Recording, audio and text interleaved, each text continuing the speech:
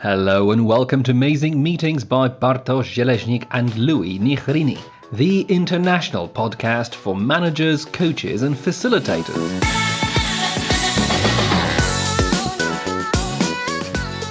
Hello there, it's Bartosz and welcome to Amazing Meetings episode 10. Coming up, we discuss strengths and talents with Dries Lombaard, an executive strengths coach. A well-managed talent becomes a strength. A mismanaged talent becomes a detriment, not a weakness. You will hear people say, yeah, my strength is my weakness. I'm sorry, your strength can never be your weakness. You know why? Because something that continuously strengthens you can't weaken you as well. What you're experiencing is detriment because of your energy that's mismanaged. We discover why having a lot of potential might not be as good as you think. But at some stage in your life, if you are proud about potential, you need to reevaluate your life and your direction. We explore Dries' approach to personal development. There is no shortcuts in the game of developing yourself and your strengths. The currency of developing yourself or others or your team or your business is time. How to find your true strengths. That's Amazing Meetings with Dries, Louis and Bartosz. So, welcome, Dries. Thank you. So, Dries, one of the questions that we always have as coaches and many a times as facilitators as well is, how do you get started? So, for many trainers and coaches, the biggest step up for them to take is to go from, I've now attended a course as a coach and I've done a little weekend course online and now I want to start coaching, or I've done a facilitation course online, now I want to start facilitating, but the content in many instances is the challenge. Within your program and the things that you do, what is your experience with regards to, the content and people being able to buy into a program with existing content and existing frameworks that they can actually just roll out from there? I think the whole content aspect within training, that is where the currency lies, and the currency of training, of coaching, of facilitation, of consulting is time. That's a currency, and you need to invest time not only in terms of the creation of programs and content, but there's an important aspect of the time you invest until you're ready to have something to say. Because the thing with training programs and content is the market is within the times that we live in, an informative era, it's more than saturated with content. And you can just go anywhere and find a multitude of training options or coaching options, etc. So from my perspective, when we look at the creation, and so I think the first thing that's very important is what's your niche? What is the one aspect that you want to create, or that you're able to create, that really sets you apart, even within a field that many people are attached to and do it? There must be something that you bring that sets you apart and that makes it unique for you to be a contributor. Otherwise, you're just going to be one of the many fish in the ocean, and you're lucky if someone comes your way. So I think niche, and this is where time comes in even more, because to discover your niche in terms of content is an ongoing journey, because it never ends. And you can be interested in certain things and come across it and so on and gather it. But here's the brutal question. Do you really have something to say?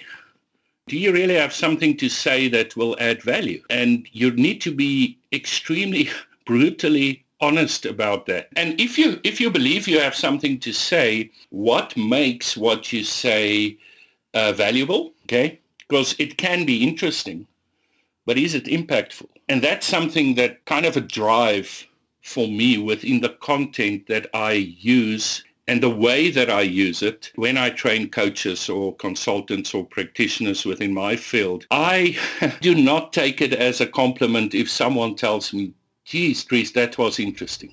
to me, that is like being brushed off with, I was just one of the other nice to have. If you want interesting, go to a bookstore, okay, or go to Google. There's interesting. When I get involved from a perspective of adding value, I need to know that I'm making an impact, not being interesting. And if the two combine, if I can be impactful and interesting, then that is what takes you to a level where you truly have something to say and you have something to offer, and it can be, really meaningful.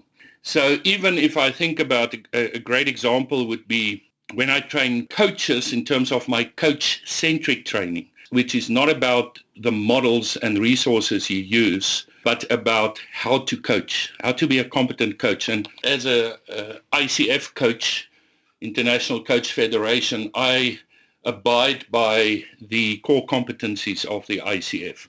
And that's the same for all of us, okay? And there's certain things that you're expected to make part of your content and to give it to people, and they must understand it. But if everybody does that, and only that, this would be a really struggling field to stand out. So how do you take those core competencies, put it out in an authentic, useful way that ties to your experience, your knowledge, what you bring, and then give it in a way that can make a true impact? And impact is measurable, all right? Interesting is a feeling. Impact is measurable. Because how do you measure impact if something changes direction? How do I measure if I impacted my students or my clients in some way, shape, or form? Their life, their relationships, their businesses would have changed direction because of me. And when it comes to content, back to your question, when it comes to content, what I always keep in mind is, am I authentic? Is this stuff that I really lived and experienced and put through the whole filter of who I am, or is it just a copy and paste deal? So that's the first thing. And then the second thing, how will I impact someone? Will my involvement change the course for the better that they are on? Thank you so much for this introduction. I love the fact that our guests are notorious for using the heaviest artillery first. And we are, like, as a host, we are completely blown away. And the rest of the episode is essentially us trying to piece our minds together. So thank you for that, because I already have so many takeaways and so many ideas. What drives me personally is discovering people's stories. Now, you're obviously a senior coach. You coached over 1,000 people. The numbers are just staggering and quite impressive. But I'm curious about the beginnings. So can I take you back just a few years? How you set off on this journey? Bartosz, it would need to be more than a few years. Okay, so so from a very early age, I had the interest to be involved in development of people, right? And I never knew where and how that should happen, okay? And back in the 80s when I left school and so on, and I had to make decisions, there were very few options. Coaching was not even a word back then. Online did not exist, okay? So you had a few professional vocations that you could kind of tie to it. So there would be, you can become a psychologist, and go in the whole field of psychology. You could go into the ministry of sort, if that's your thing. So in a way, I felt limited. I could not even express back then what it was that caused my frustration in terms of what I want to do, because there were no words and no options for that. And so from leaving school and studying some psychology, studying some theology, some philosophy, etc., and going through that, but never feeling, this is who I must be and what I must do. If you fast forward about 10 years to the late 90s, by then I tried many areas of business and involvement, and back then I just decided I'm gonna take the leap and just become involved. And in my context and space, that was back then the field of ministry, specifically Christian ministry. So I literally, without having the final paperwork and ordination and everything that was needed, I literally went to my local church back then, went to see the head pastor, and I told him, I want to sign up and work here. And he looked at me very strangely, and no, this cannot happen. We don't really need someone, and we can't pay you. And I told him, no, you don't get it. I don't ask for money. Okay, I'll make due on that. And I also don't know where I'm needed. So I'm just asking for tolerance and space to get involved. It's all I want. So let me just show up every day, okay, and see what I can do. And that's what I did back then. I started to show up every day and do even the most mundane things of, pushing chairs around, folding papers, whatever, just to be in an environment and a space where I can look out for opportunities. Because I kind of had no other option, and I just knew I need to be in the space where there's something that can grow from this. And I then was sent kind of, there was a course from the States that was held here to help people discover themselves. It was about 98, 99. And the church then just sent me. They said, go do this. I think it's kind of to get me out of their space and be less annoying. So I did. And I really enjoyed it. I really thought this is something where people could be mobilized to become part as volunteers within their organization of faith or church, according to who they are. Okay. And I went back to my church leadership, and I told them, this is an awesome thing. Can I implement this at the church and do it? And they looked at it and they said, it can't do any harm. And so I started to do that. And that really kind of took off, and I became involved in such a way, and it grew in such a way that a few years later, the church came to me and they say, we think we'll pay you now. You're kind of worth it, and you add enough value. And I also became involved internationally, going to conferences and the organization from which this course was built, and I became kind of their representative for this course. And that's how my journey in directly helping people finding who they are and helping them along, that's how that started off and grew. So let's jump another 10 years to about 2006, about there. Then again, I became frustrated.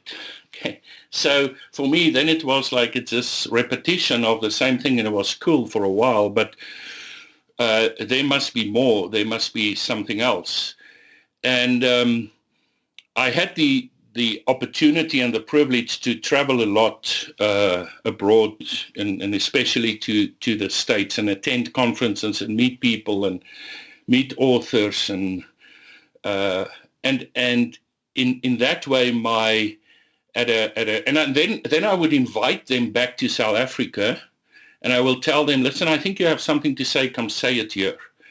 And I would put on a conference and invite people from all over, and I get people to be exposed and kind of be in the midst of that.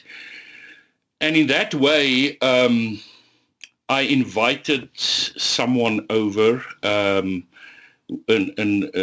church leader in Los Angeles with a different edge. His name is Owen McManus from the Mosaic Church. And they have a very interesting approach towards the way they do things. And I kind of like this, out of the box thinking and way to do. So I invited him and a team over. And when he was here, he came to me and he said, we have this kind of approach that's not known at all. And he told me he's licensed to do an assessment with people, and he would like to do it with me, and I can pick about 10 people out of the conference to do it as well. And that was the Gallup Strength Finder back then. That was not even publicly accessible. There was a few books out on it, but that was it. That blew my mind. I remember when I got my results, and the first words, and he took me through a kind of a awareness coaching with it, and he looked at my results and he said, the only thing I think I can say to you is that you live in your head. And I looked at him and I said, okay, thank you, value added, say no more. You summarized me totally. That's me. Everything outside of my head to me is effort. It's difficult. I fake most of it. And when I'm alive, I'm in my head. That's true. That's me completely. And he then, I told him, I said, listen, we need this in South Africa. And he said, well, all I can do is I'm part of a conference in New York in a few months' time where the representative of Gallup University would be. If you can get there, I can connect you, and you can take it from there. So I got the funds. I went to New York. I got to the conference. Owen introduced me to Joe Kavanaugh, who was back then the director of the Gallup Faith Practice.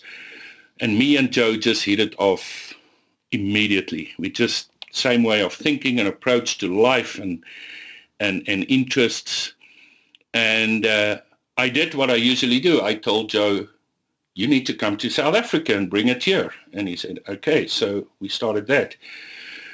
And that's how my movement came over time out of the church environment and leadership development and people development in the church. And it kind of morphed into getting involved more publicly and in business and training coaches, first within an affiliation with Gallup and then later independently like I am currently as well.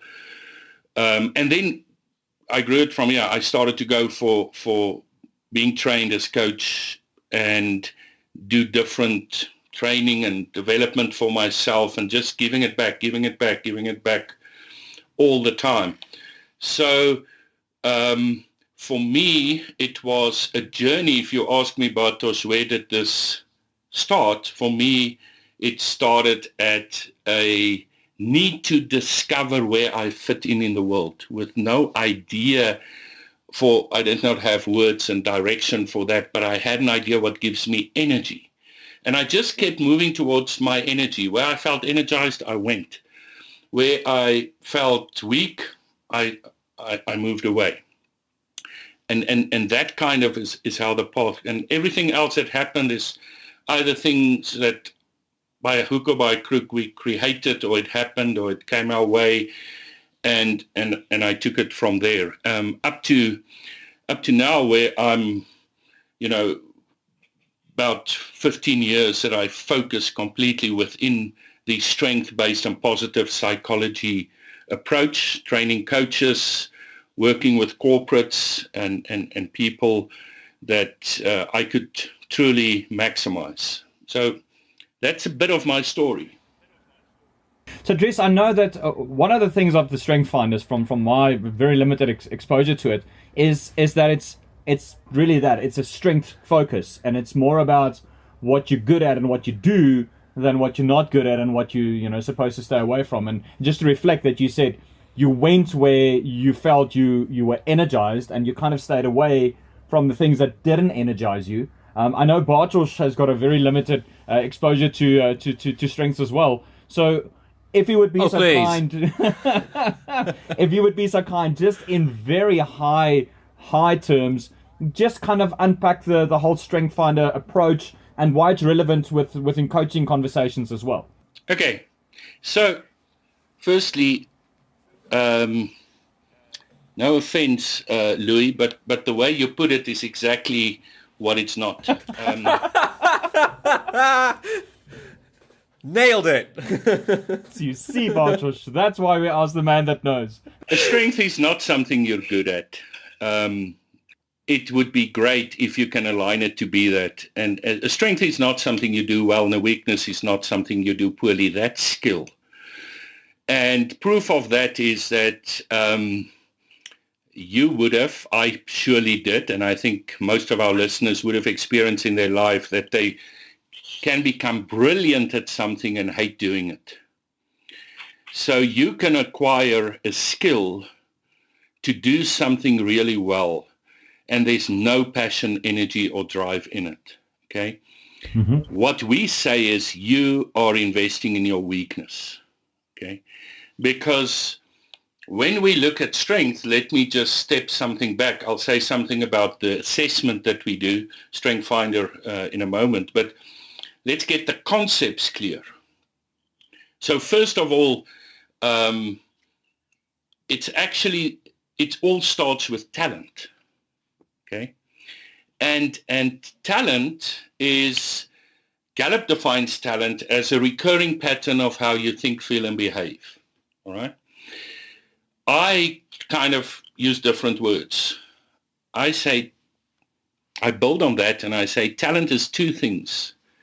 Talent is sustainable energy and sustainable need. So you know that you are within your talent environment or zone or activity when those two things happen. You need to be there, you need to do it, and it energizes you. You finish stronger than when you started. You get that feeling like, where did time go? You go into flow. You just exhilarated. You want to do more of it. You fully energized, and it pulls you and it pushes you, and you cannot say no to it. That's an indication of talent at play, all right? Now talent can be undiscovered, and mostly is when you're young. And then talent is raw or mismanaged or immature, okay? And this is true for all of us when we're young. Unfortunately, it's still true for many adults and even some world leaders. I won't name names. So you can be extremely talented and totally immature and mismanage it and oblivious of the fact that you do that. And a talent need to be developed intentionally into a strength. So you first need to discover your talents. And your talents is extremely unique to you, right? And this is one thing that really excites me about the Clifton Strengths assessment is the accuracy and the uniqueness with which they bring the results towards you is, just the chances of someone else having exactly the same, if you just take the first 5, which is kind of meaningless on itself, but if you just take that, the chances of someone else having those 5 is 1 in 33 million, okay? So you are unique to start with, and the unique mix of your talent is true only to you. But you need to discover it. And when you discover it, you need words. You need a language to describe it. And that's what the assessment gives you. It gives you a point, an indication. Look for your energy in need in these descriptions. Give it these words and see if that helps you. And then it needs to be developed and turned into strengths. So talent is actually potential. Okay, that's what it is. It's mere potential. And a short story, getting back to my first experience with this and Owen McManus. Back then in the conference that I referred to, there was a defining moment for me in that I was a bit younger than now, and I love to learn and, listen to these people. And what happened is Owen was talking about something, and I was sitting there at the one side in front of the conference, and at one stage he stopped talking, he looked at me, pointed at me, and he said, "Young man, you have a lot of potential." And everybody looked and smiled, and I was like smiling. I was like, whoa, Owen McManus said, I have potential, And I smiled back at him, and I acknowledged, and I said, thank you. And he looked me without flinching a muscle, and he said, that was not a compliment. And then he continued. Wow. And people started to laugh, and I sat there and I could feel myself going white. And I just sat and stared in front of me, and he just continued as if nothing happened. And then it was the break.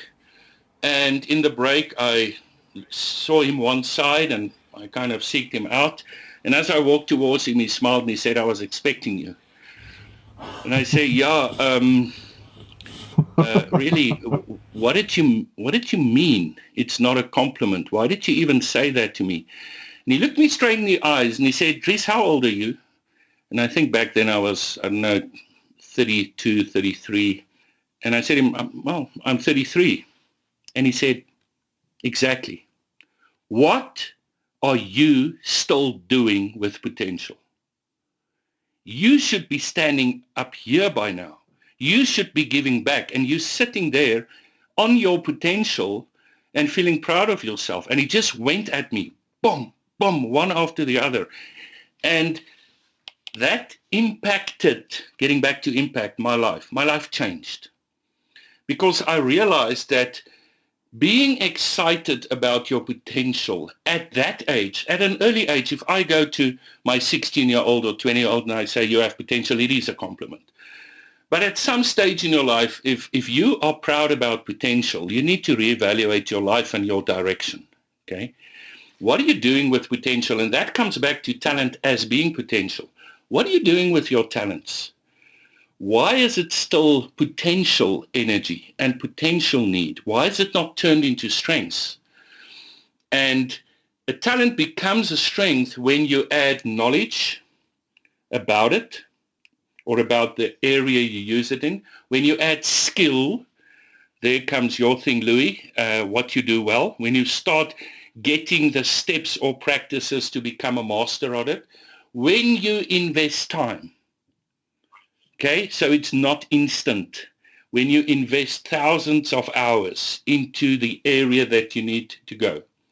And then when you manage the energy well, and this is the most crucial, because there's a saying that I use, a well-managed talent becomes a strength. A mismanaged talent becomes a detriment, not a weakness. You will hear people say, yeah, my strength is my weakness. I'm sorry, your strength can never be your weakness. You know why? Because something that continuously strengthens you can't weaken you as well. What you're experiencing is detriment because of your energy that's mismanaged. And you can take any of the talents. Louis, you have woo, right? So woo is winning others over. And that's why you have this charming personality, It's nice to be in your presence, even online. I just look at you and I feel you won me over, okay? Now, like any other talent, your woo, if well managed, can become a strength in the way that if you understand and have knowledge, skill, experience, and maturity to use that energy and need towards an end in an authentic, value-based, integrity way, it becomes a strength. But you have the power with Wu to win me over for something that's not valuable or needed for me. Okay, and it happens to all of us. A salesman once sold me, when we were youngly married, he came a door-to-door salesman, and he sold us a vacuum cleaner. And we could not afford it, and it was on payment terms of 2 years. And just after he left, I looked at my wife and I said, Lovey, we have a problem. And she said, why? I said, we have no carpets. Now that is being in the presence of a mismanaged Wu. He won us over, and I can't remember how. I just know we were in the time frame to give the thing back, and we did. But he totally overpowered us, but he had no integrity or value to understand these people do not need this thing. Move on. Okay? Yeah. Just a small example. So you have talent, potential, energy, and need, and then you develop it in time and with a lot of hard work into different strengths. And strengths are always tied to activities or roles. A strength is not a mere description of energy. I have talents like ideation, maximizer, input learner. Those are my talents. My strength lies in training. My strength lies in consulting. And why? Because I took my talents and I added knowledge, skill, experience. I tried to manage it well. I directed it to an area of passion for me, and I keep on doing it every day without hesitance. And then you get a strength-based life. So, Dries, just a very practical question. So, I know the assessment is there, and if people want to have the assessment, we will leave Dries's contact details in the in the show notes, and you can really contact him. Dries is world renowned, as we said before. But Dries, for someone listening to this, thinking about, this makes sense. I want to know what my strengths are. I want to know what my talents are.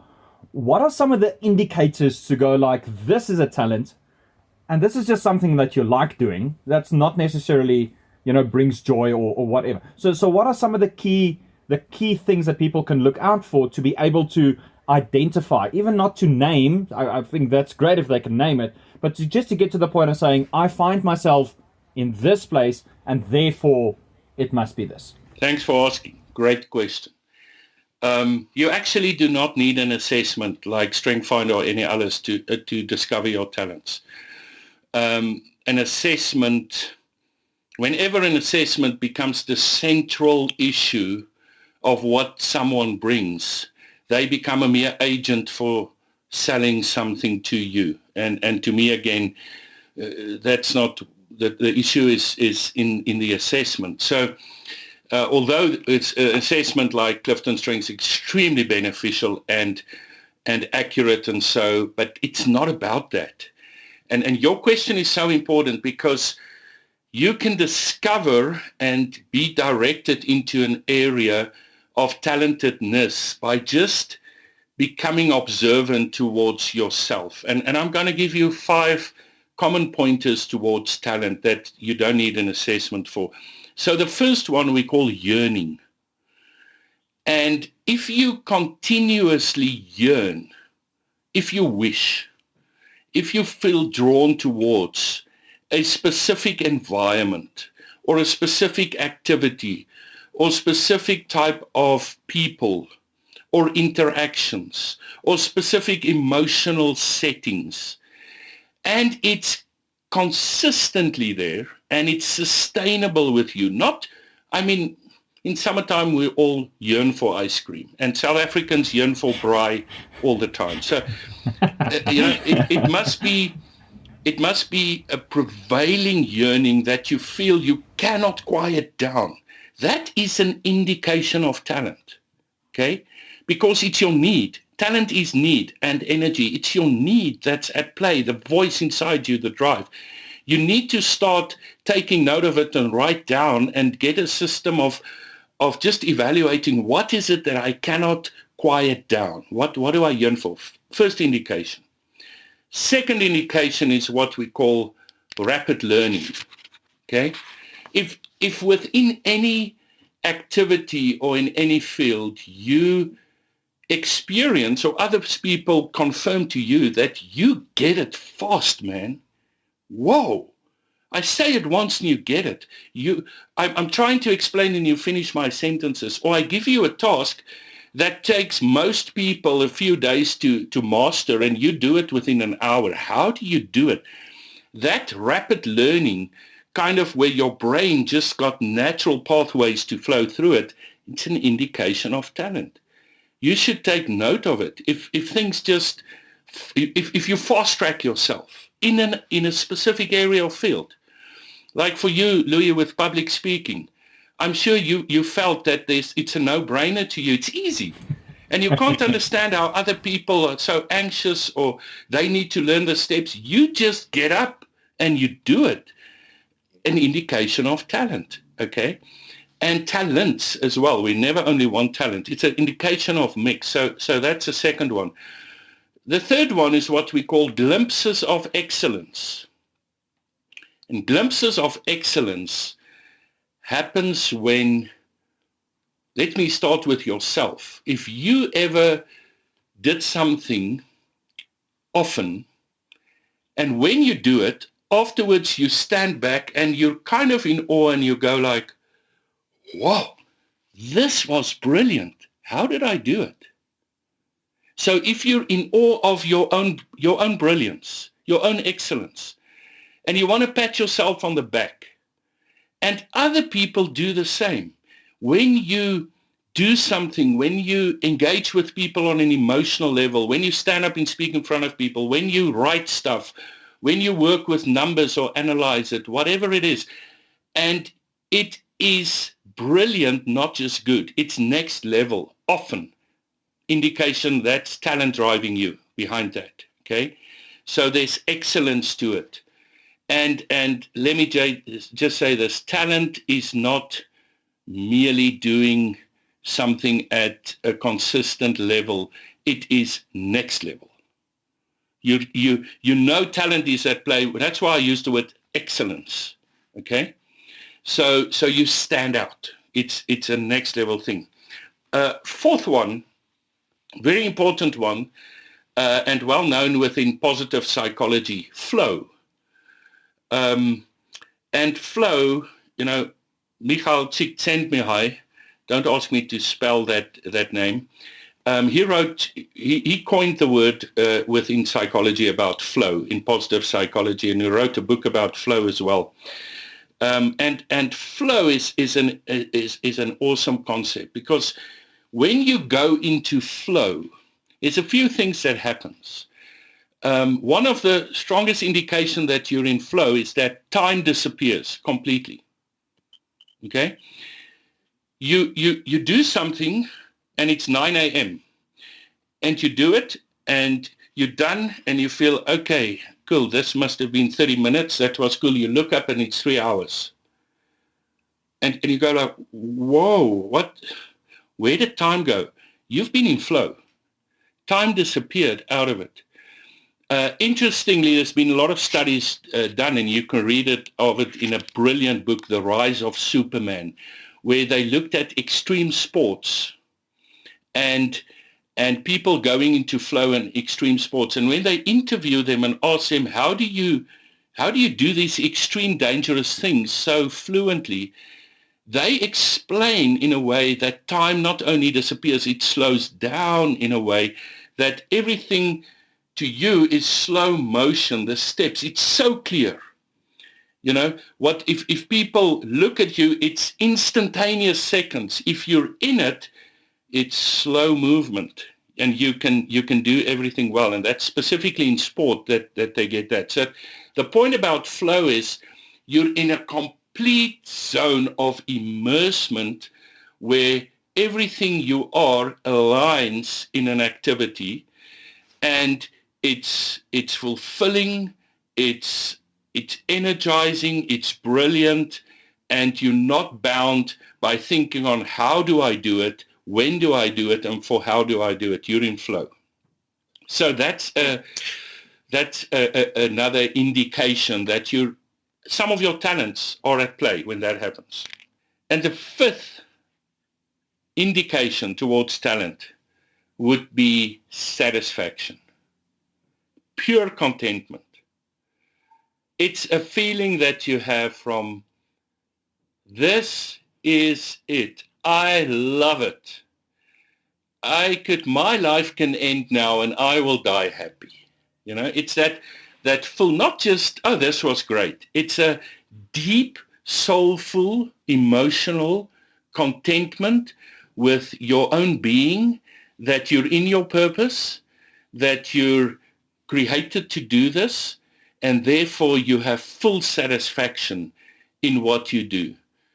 And that's the fifth one. So you don't have to look for each of all those combining, but if you have some of what I've explained recurring within you, you're in your talents, your potential, your energy and need is at flow.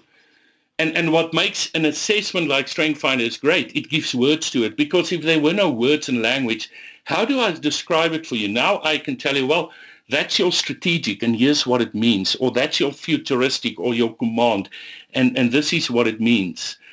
But you don't need it's not about the assessment.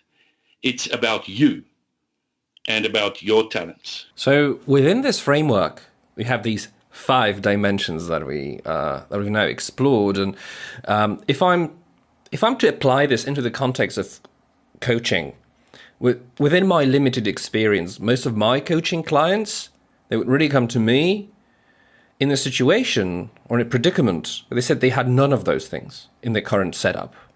It wasn't their work working for them. Maybe it was a family situation with something else, but it almost felt as if there's no natural starting point for them to play within the realm of strengths, talents, sort of development.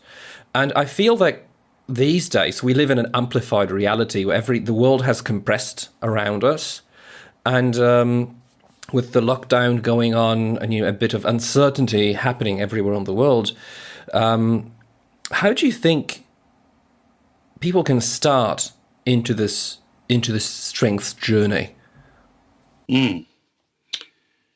Great question. It all starts with a willingness that can either be a pull or a push. A willingness to start a journey within of awareness. You cannot force someone on this road and journey, okay? And that's by the way, one of the critical things about coaching. You cannot, the moment someone is sent for coaching or forced to coach, it's not coaching anymore, it's performance management. So this thing that your manager sends you to be coached because he can't handle you, it's not coaching. You now given the task to do performance management on behalf of a manager who won't do it.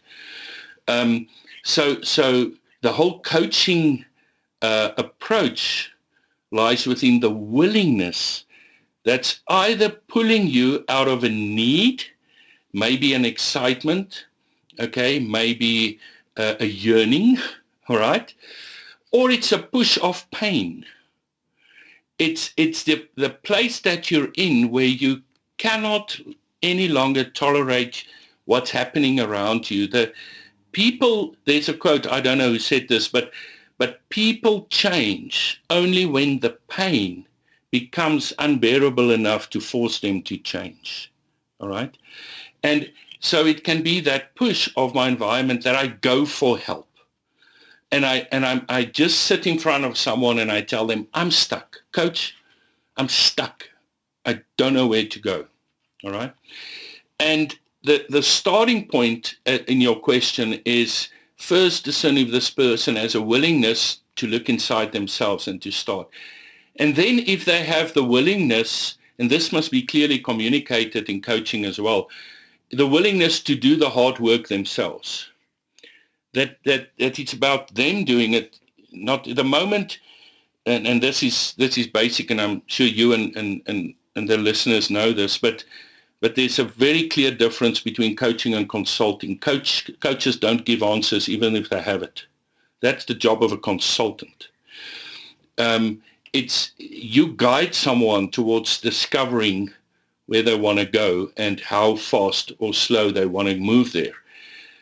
So that's, and if you see someone has the willingness either from being pulled in a direction or being pushed into a direction, then you need to give them language for what they experience.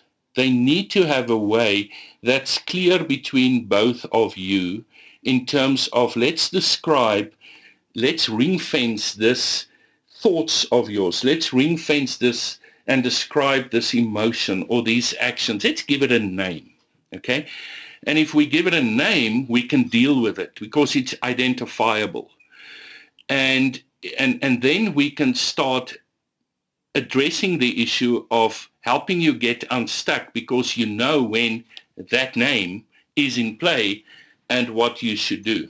In my personal approach to coaching, which is strength-based and using the Clifton Strengths assessment, I use the words and descriptions from that assessment.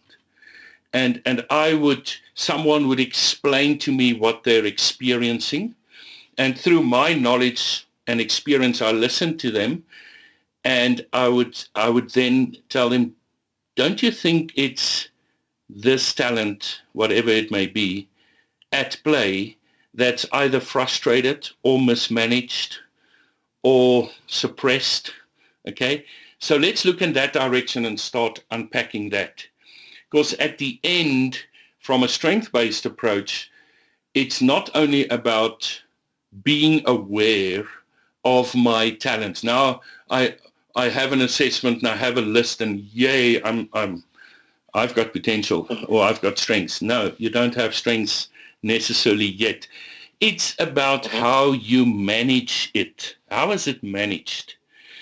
And is it well managed? And is it applied? And how is it applied differently in different settings? Okay. And how does the mix, you see, it becomes in a way complex, but the complexity of it is what gives it the power and the beauty. And we talk about talent dynamics in self-awareness and in other awareness. And talent dynamics is when two or more talents combine, they act in a specific way, all right? And when you understand what's happening here, when you understand that one talent may be hijacking you, your emotion, take the example, for instance, of let me put it this way. I need to explain this, if you'll allow me. This is important. Because this comes from positive psychology, words are important, and I love to challenge the perspective people have on words. That's usually sometimes given negative. Let me give you a great example. Procrastination. If I say that to people in a room of 100 people, 99 of them will say that's negative. You should eliminate procrastination. It's a bad thing. I disagree completely. Some talents are at their best when they manage procrastination well. And procrastination may become your strength. I'm one of those people. I have a strong talent of what we call adaptability. Adaptability is the procrastinating strength. But let me tell you something. If I start too early, I'm in trouble. If I pre-plan, I'm in trouble. If you put me under pressure in the moment or the night before, I will give you results that will put you in awe. You will go, how on earth? How did you do it in such a short? It's my talent. Hello, it's what I do. But here's the thing. Through years of practice, I can manage the energy and need of procrastination. I know what I can and what I cannot. I know how much time I need, etc. But to now, and believe me, I've been on many courses to stop procrastination, and everyone failed because every one of them went against who I am.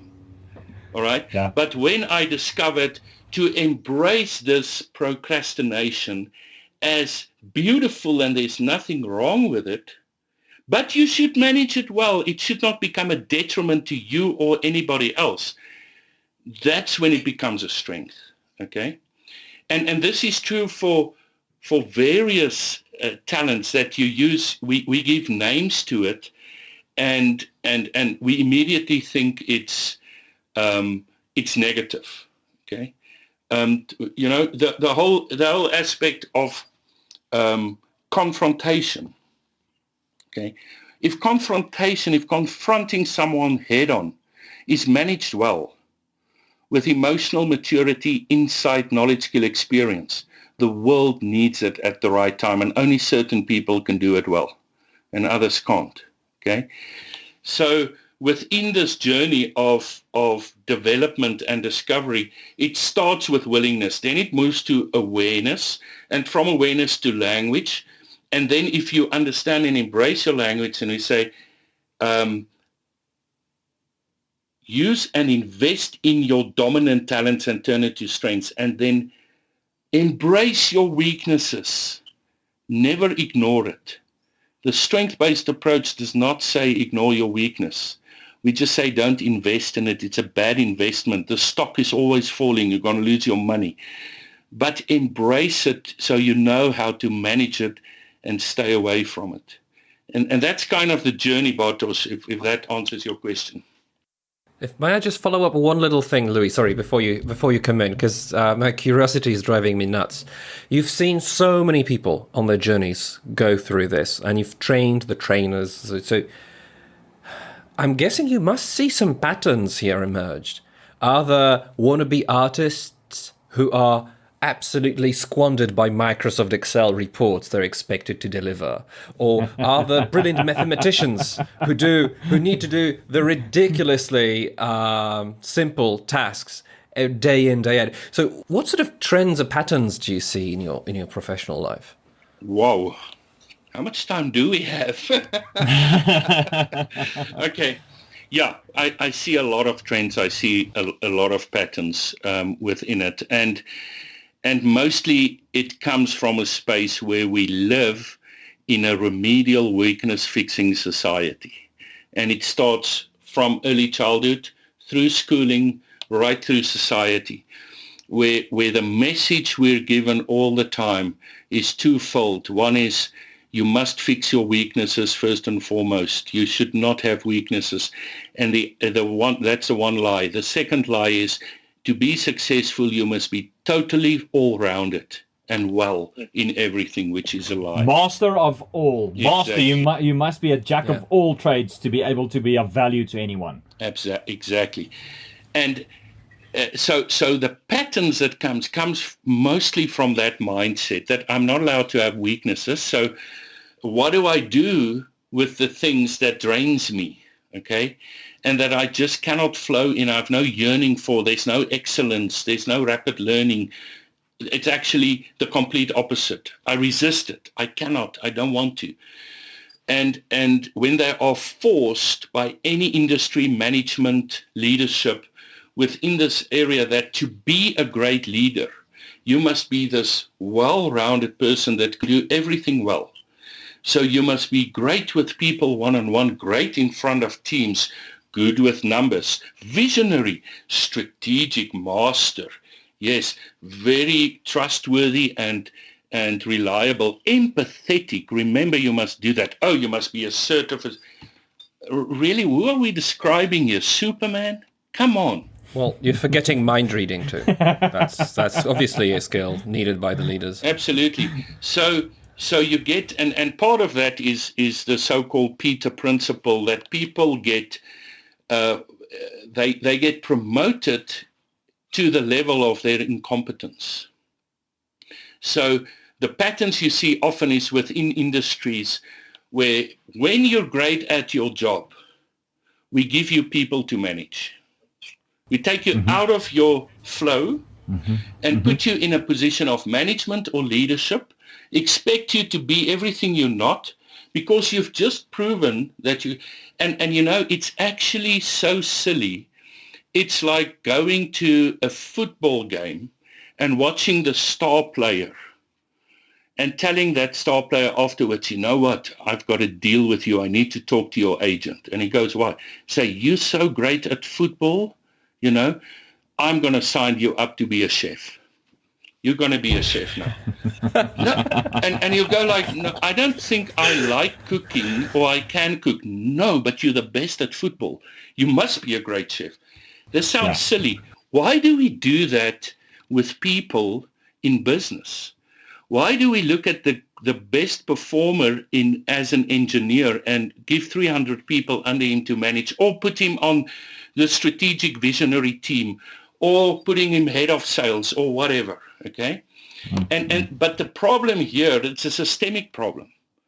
The problem is we've built our systems and our businesses in that way. It channels you in one direction like sheep towards a gate. And there's not much room. Luckily, times are changing and new generations resist that.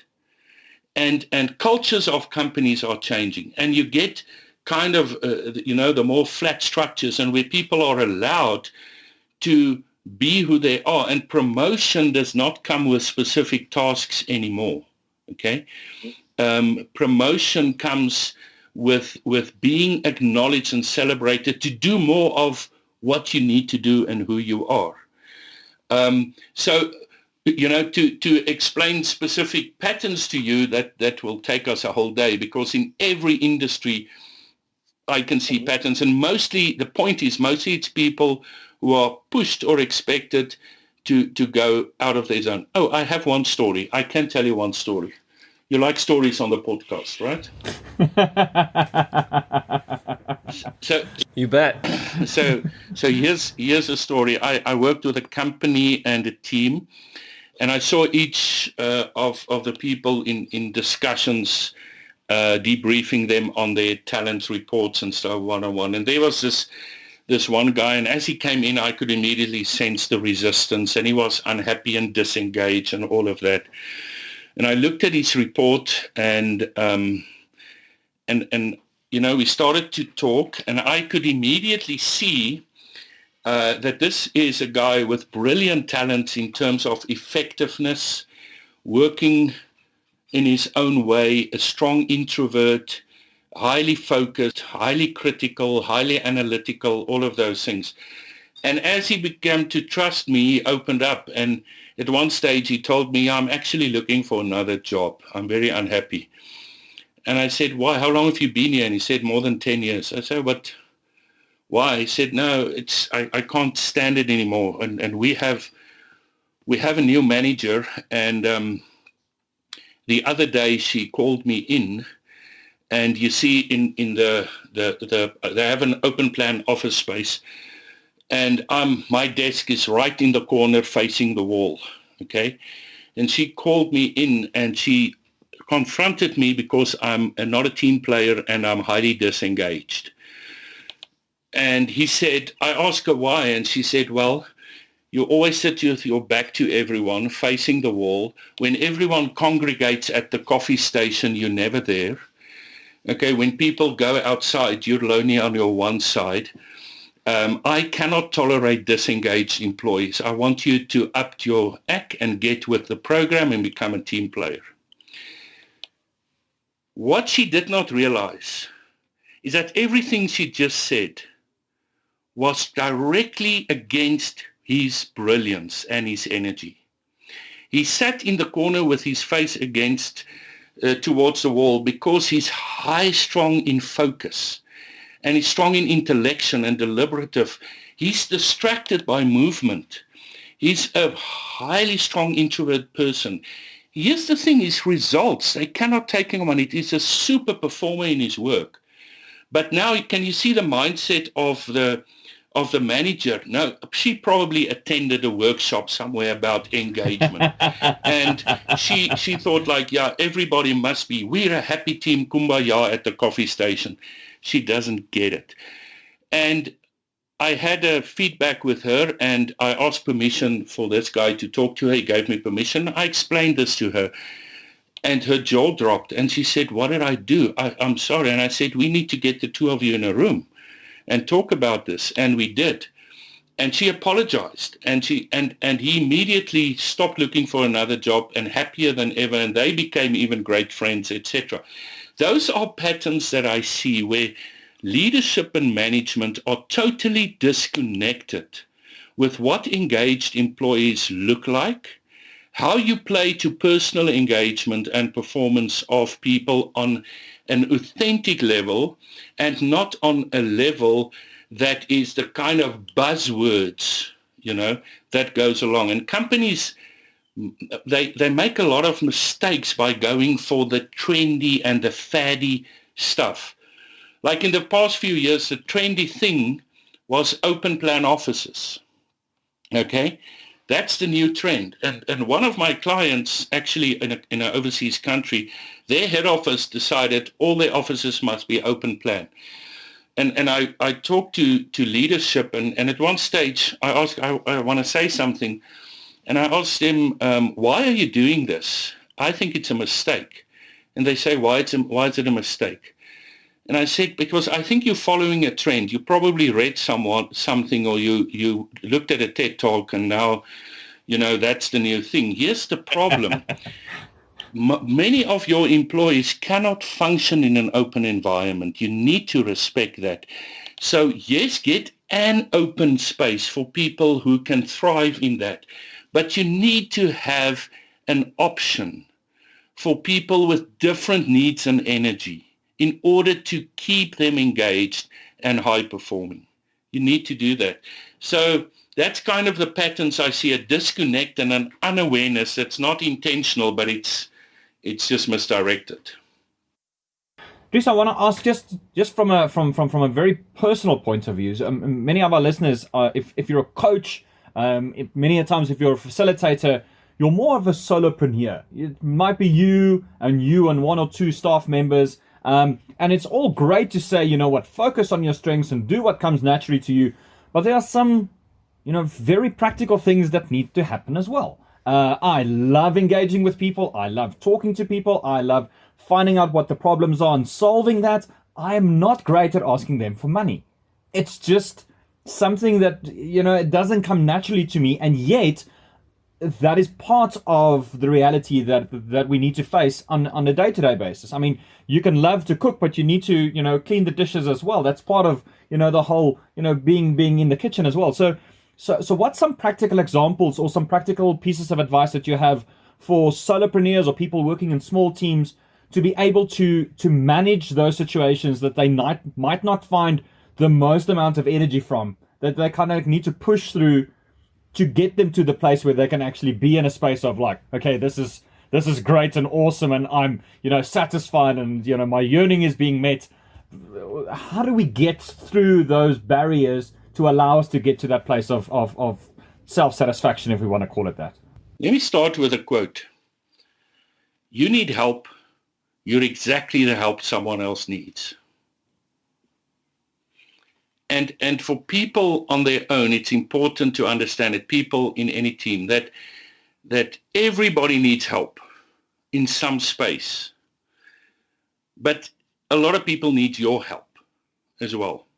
And when you're a solopreneur, even more so. The challenge with being a solopreneur and starting things off on your own is that because of where you are and because of lack of resources and funding and desperation and a lot of things, you don't have the luxury of resources, support tools, or people to support you in your weaknesses. Okay? And this is where the complete talent game that you need to play becomes so crucial. And I use the analogy of golf. Okay, I try to play golf. I've never succeeded. I think that's true for a lot of people. Exactly. The fact that we win doesn't mean we play. The game you cannot master, right? Golf is played in basically three areas. It's played on the fairway, and that's the place where you see players, unlike me, spend most of their time. They're on the fairway. okay, because they play a great game. So you want to stay on the fairway. It's clean, it's open, it's inviting. You see the flag. That's where you aim. You aim to stay on the fairway.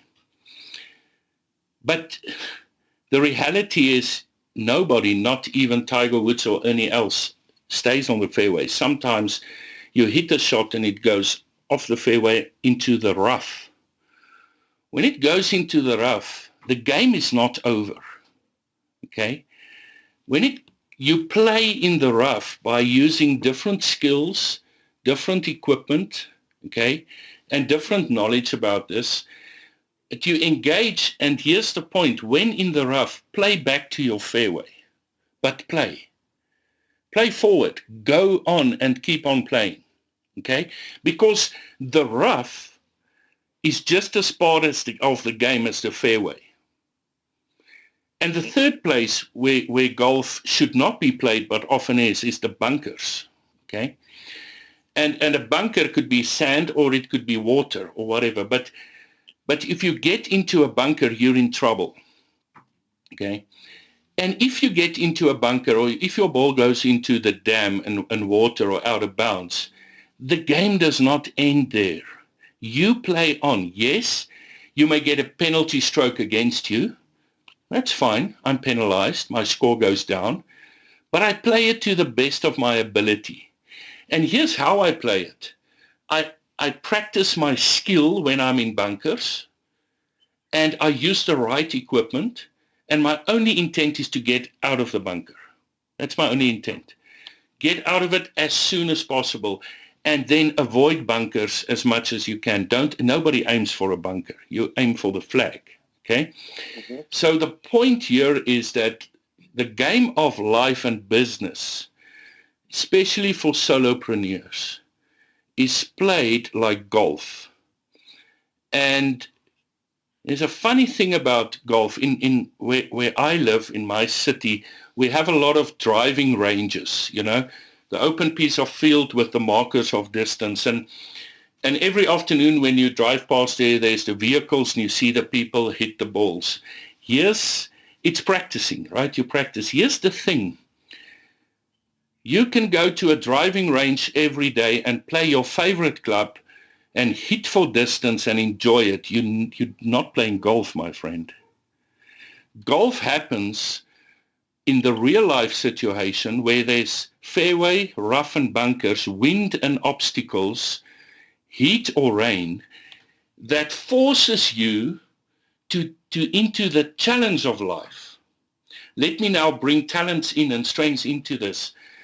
When you are in your strength zone, you're on the fairway, and that's where you want to play. But business and challenges and entrepreneurship will inevitably take you into positions where you go into the rough, and that's your lesser talents, or into bunkers where it's your weakness.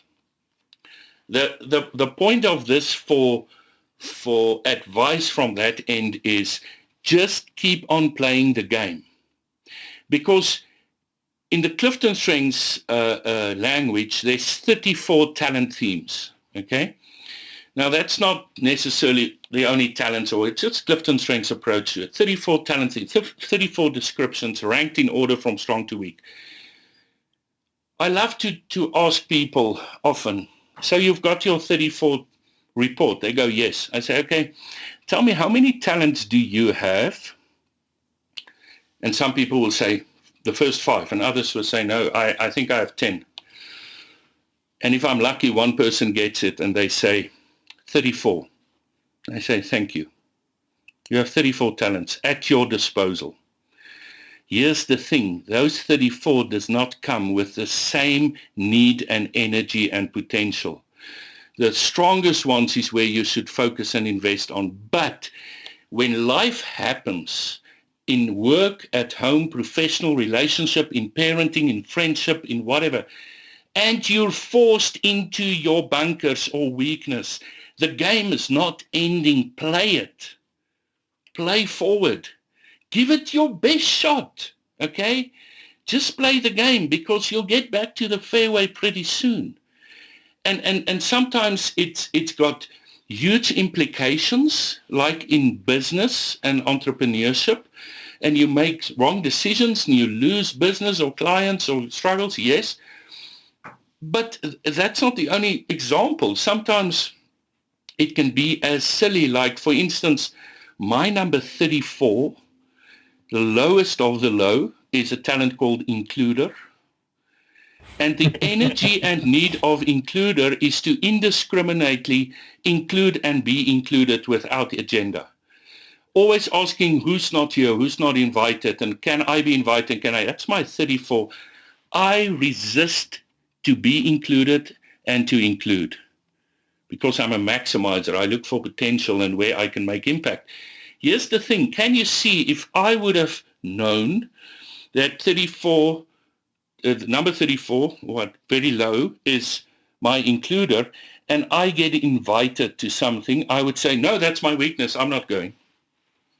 Okay? Pop out. Now at least I know that when I get a message on my phone that someone say, hey, come over the weakness. Now, come over the weekend, and I feel the weakness come, and I feel that, oh no, I don't like that. I'm not Louis. I don't like people that much, and I don't want to be with them all the time. I'd rather read a book. Now at least I know, Dries, play the bunkers and play because it's part of the game of life. And you can isolate yourself in your comfort zone and reap the consequence. So long story short, to get to your important question, Louis, it lies in just keep sustainably playing forward and having grace with your weakness as well, having grace with your inabilities, and knowing that, yes, you can only rely on yourself at many times or instances, especially in a startup. But then at least identify and back your talents and strengths strongest, because there's your success. Your success is in your strongest zone. But if you have to play the weakness, play it. There's nothing wrong with you. Have grace. So, Dries, as we get to the end of the episode, we're about to close, are there any sort of final thoughts, challenges, little tips or hacks you'd like to leave our listeners with? Let's play with words. So a hack kind of always sounds like a shortcut, right? So here's the thing with my hack. My hack is kind of, when it comes to this approach, is counterintuitive. If we look at the word hack, my hack or tip is there is no shortcuts in the game of developing yourself and your strengths. The currency of developing yourself or others or your team or your business is time. And if you're not willing to invest time, personally or collectively, it will only turn out to be a firework that will burn out and go dark. There's no destination. It's not a space rocket that's going somewhere. So the first thing is just accept and invest time when it comes especially to your strengths. Okay? I think that's a very important aspect of it. And the second thing that comes with time is intent. Whatever you do, just be intentional. Have intent.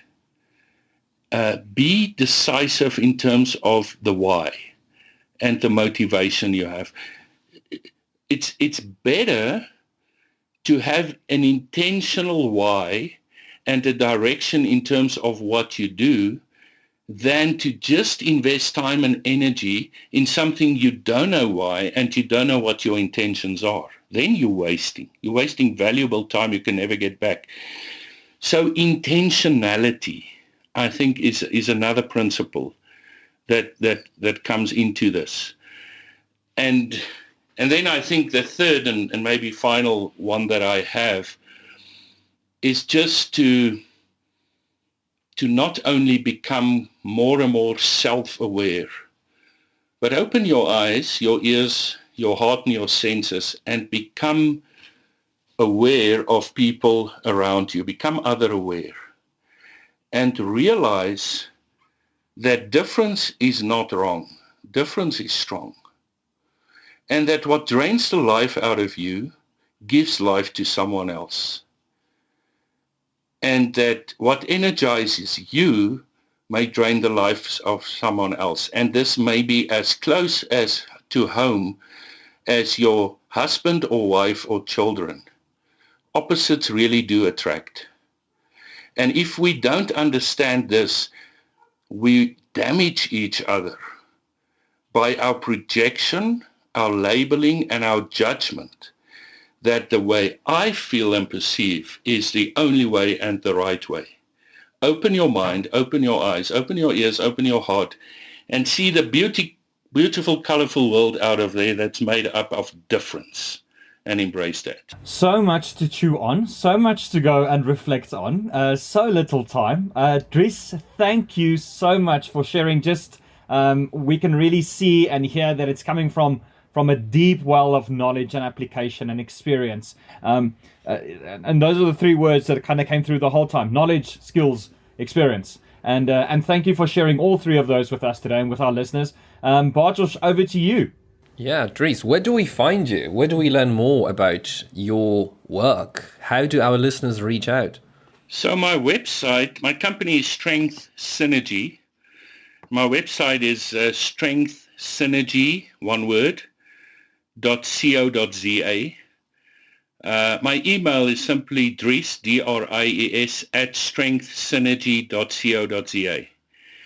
And you will find everything about the training I do, the coaching I do, my approach with some interesting resources, blogs that I write. You can get information on my book that I published a few months ago called Launch Your Brilliance. That's all about the things we talked about.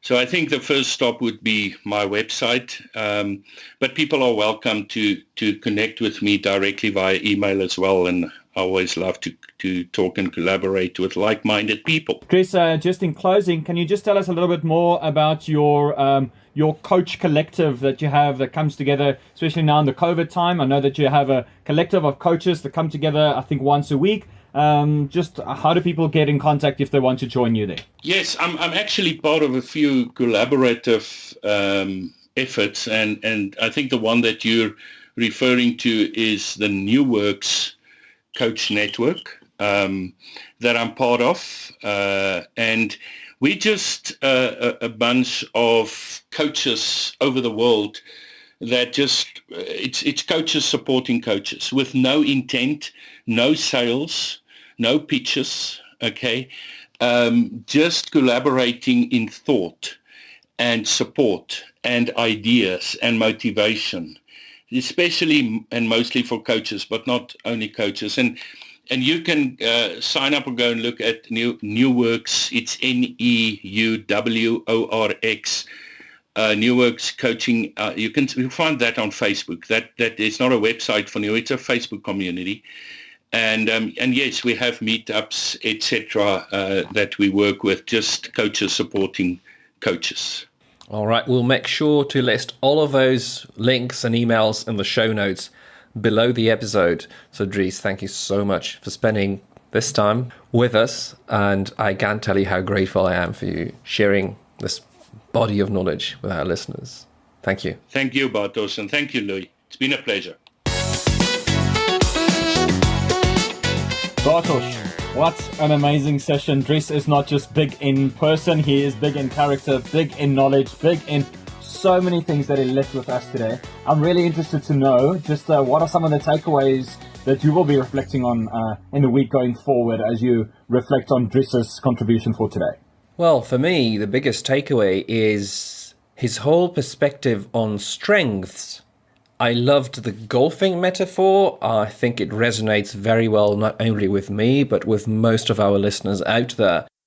He embraces the challenge, and he mentions that through challenge, this is how we grow, that we shouldn't be avoiding discomfort. We shouldn't be avoiding the things that we're not sort of naturally inclined to do, but we should find learning opportunities and growth in those. So for me personally, I think the biggest takeaway is that I'm going to look differently at Microsoft Excel from today. I'm sort of reframing this in my head. And the other side of the coin for me was actually the naming convention for those talents. I just remember that I did the Clifton test a while ago, and I sort of forgot how connected I was to that result. So I'm going to definitely dig this thing out, and I do recommend all of our listeners out there listening to this now, take the test, see what comes out of it, see how you can play to your strengths, see what potential pitfalls might be ahead of you. So what about you, Louis? What are some of your takeaways from today? I think the 5 pillars that he mentioned about just identifying a talent, just to recap, he said it's yearning, it's rapid learning, the glimpse of excellence, to see when you're in flow and to really have that satisfaction. I think I'm reassessing a couple of things in my life to go like, okay, so I'm spending time on this, but is it something I enjoy doing? Is there rather something else that would give me more benefits, on an emotional level, on a skills level, on an experience level, that I should rather be spending my time? And over the past couple of podcasts, we've had a lot of conversations about procrastination and, being intentional. And I think Dries just underlined that again for me today, is to really be, to spend time, but to spend it intentionally, to really be very specific with what we give our attention and our time to. I mean, the internet has it. They understand that if they have your attention, they've got you. So for us just to be able to shift our attention and say, I'm not going to focus just on things I'm doing, in inverted commas, badly, but to really to be able to say, how do I maximize my strengths? How do I stay in the fairway, in the fairway? And then also know that there will be times of bunker, there will be times of the rough coming in, but to take the step and say, okay, good, and I can do this as well. It's not a weakness. It's just a talent that doesn't energize me as much as my top talent. So this too shall pass. And how do I focus and choose to actually what I want to focus on? So for me, a lot to chew on. And also I've got my profile to go back to and just to really reevaluate a couple of the things that's there and to see how it finds expression in my life, if anything, currently, and if not so, to really make time to say, how do I make this part of my life again? All of the episode notes you will find below, where you can connect with Dries and connect with us, be it on LinkedIn or through our site or through your favorite podcasting website. From Poland, this is Bartosz signing off. From South Africa, this is Louis. Bye.